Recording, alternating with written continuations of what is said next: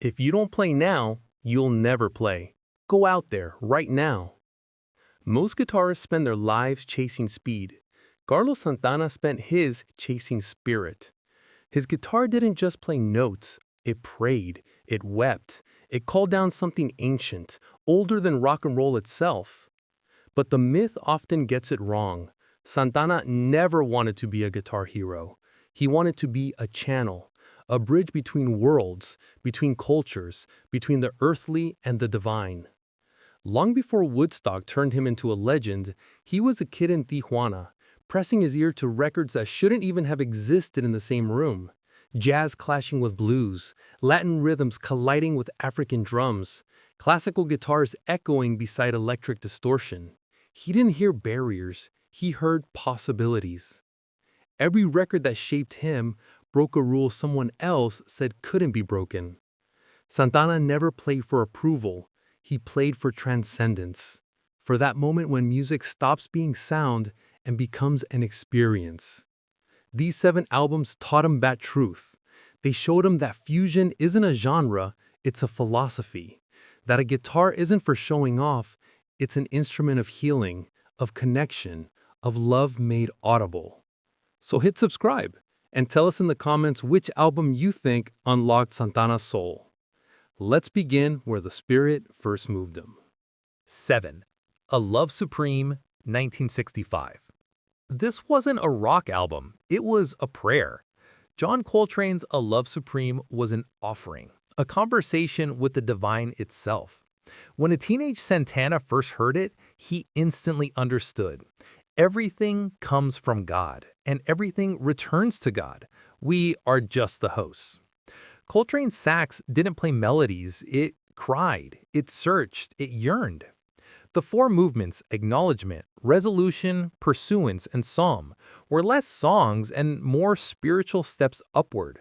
Santana listened with his whole being. He felt that desperate reaching towards something higher.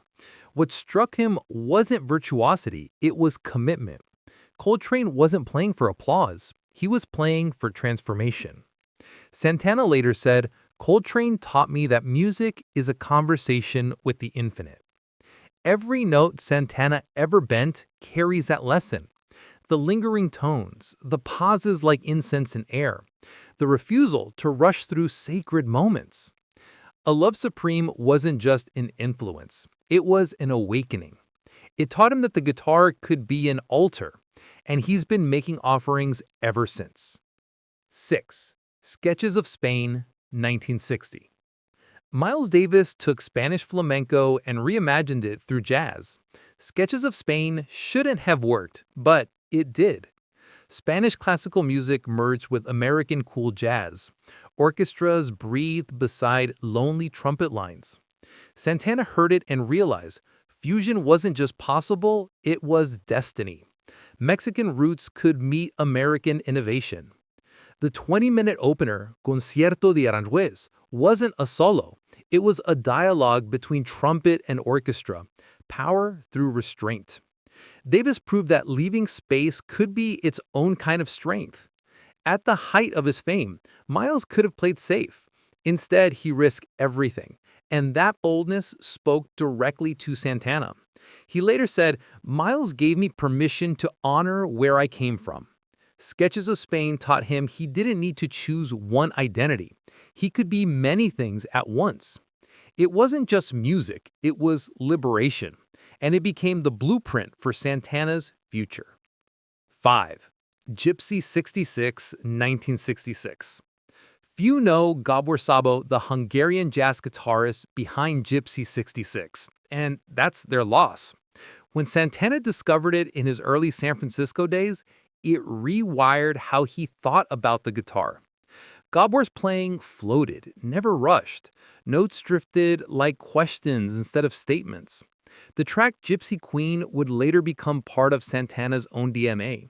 He covered it, but first he studied it like scripture. The spacing, the mystery, the restraint. Gabor was impossible to label. Hungarian by birth, fluent in jazz, touched by Eastern scales and gypsy traditions. His music spoke many languages in one breath. Santana, torn between his Mexican roots and American rock, found a kindred spirit. He said, "Gabor showed me you can wander without being lost." Gypsy 66 taught him that subtlety can be power, that suggestion can move deeper than declaration.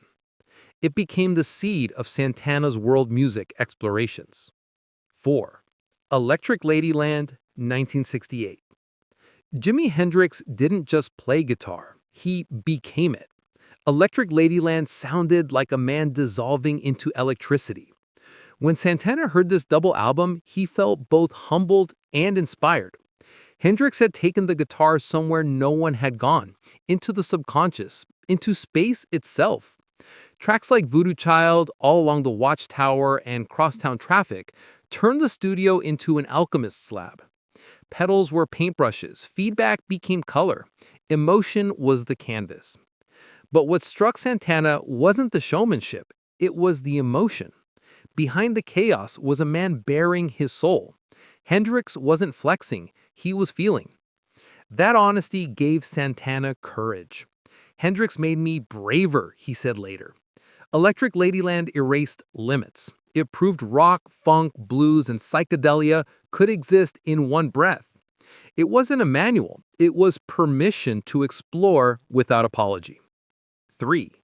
Dance Mania, 1958. Unless Supreme gave him spirit, Tito Puente gave him heartbeat. Dance Mania was pure Afro-Cuban fire. Timbales, congas, horns bursting with joy. This wasn't background music, it was survival, rhythm as religion. For Santana, who grew up surrounded by Latin sounds, this album was a homecoming. Puente's arrangements were complex yet free, mathematical yet wild. He reminded Santana that rhythm wasn't just timekeeping, it was sacred connection to ancestry. Santana said, "Tito taught me rhythm is the soul of everything." Dance Mania made Santana unafraid to bring Latin percussion into rock. He didn't dilute it to please anyone, he celebrated it. It became the heartbeat of everything he'd record. 2. Then Play On, 1969. Before Fleetwood Mac turned into a pop powerhouse, they were a raw blues band, and Peter Green was their quiet genius. Their album Then Play On revealed emotion without ego. Green played as if confessing secrets, softly, soulfully, with tones so pure it felt like it came from inside you. Songs like Oh Well and Rattlesnake Shake were studies in restraint. Every bend mattered, every pause carried weight. Santana studied that phrasing. Green taught him that silence can be as musical as sound, that the spaces between notes make the notes themselves matter more. Green wasn't chasing trends, he was following truth. That honesty became a cornerstone of Santana's own playing. 1. Abraxas, 1970.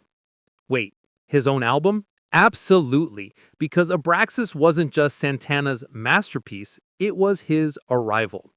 Everything he had absorbed, Coltrane's spirituality, Miles's fusion, Sabo's subtlety, Hendrix's daring, Puente's rhythm, and Green's humility, all of it converged here.